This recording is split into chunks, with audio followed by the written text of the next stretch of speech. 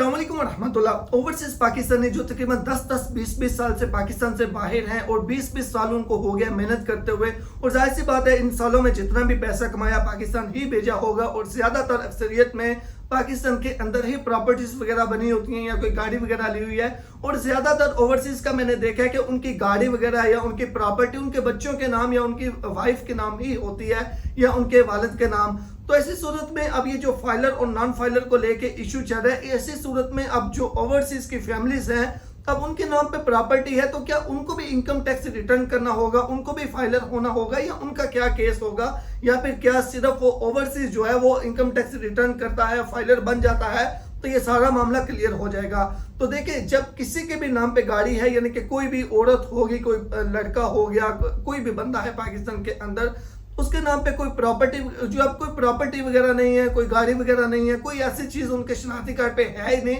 तो फिर तो कोई ना ही कोई नोटिस आएगा, कुछ भी नहीं होगा, क्योंकि उनके नाम पे है ही कुछ नहीं, तो किस चीज का टैक्स। तो फिर आपको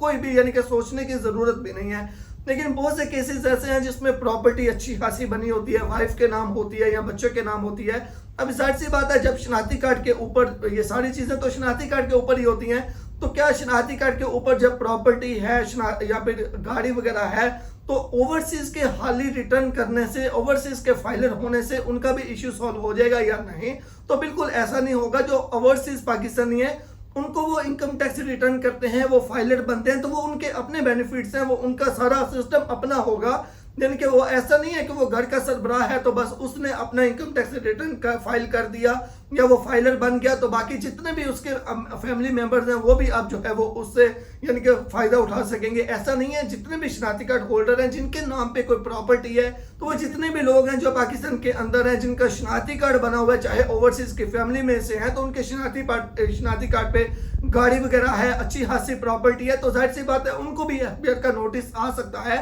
तो अगर उनको भी नोटिस आएगा तो लाजमी तौर पे फिर उनको भी इनकम टैक्स रिटर्न फाइल करना होगा, उनको भी फाइलर बनना होगा। तो इसमें सबसे पहले मैं आपको ये बताता चलूं, मैं पहले भी एक वीडियो में बता चुका हूं कि ये मतलब कि कानून ये बना है, इसमें सख्ती की जा रही है एफबीआर के हवाले से, लेकिन इसका मतलब ये नहीं है कि अब हफ्ते के अंदर अंदर या महीने के अंदर अंदर बस ये सारे मसले या फिर सारी पाबंदियां जो है वो शुरू हो जाएंगे। लेकिन ऐसा हरगिज नहीं होगा। इसमें आपको अच्छा खासा जो है वो टाइम दिया जाएगा, आपको मैसेज आएगा, नोटिस आएगा, तो वो सारी चीजें, आपकी सिम बंद होगी अगर नाम पे है, तो उसके बाद अगर आपका कोई नोटिस वगैरह आता है तो आप लाजमी तौर पर जो भी शनाख्ती कार्ड होल्डर हैं, जो भी ओवरसीज की फैमिली में से, तो उनको भी रिटर्न जमा करना होगा, वो फाइलर बने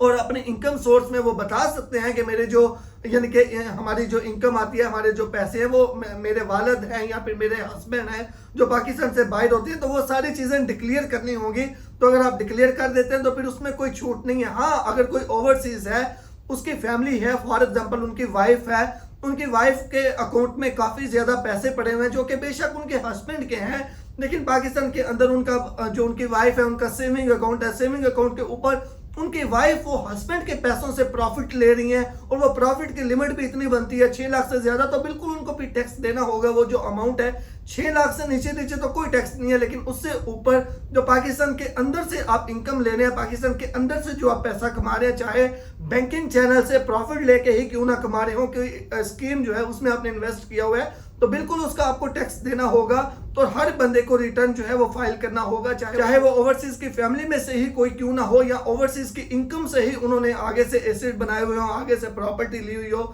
या आगे से गाड़ी वगैरह जो है वो ली हुई हो। तो ये चीजें एक बहुत ज्यादा ओवरसीज के वजह से सवाल आ रहा था, मैंने सोचा ये आपके साथ क्लियर कर दूं। शुक्रिया।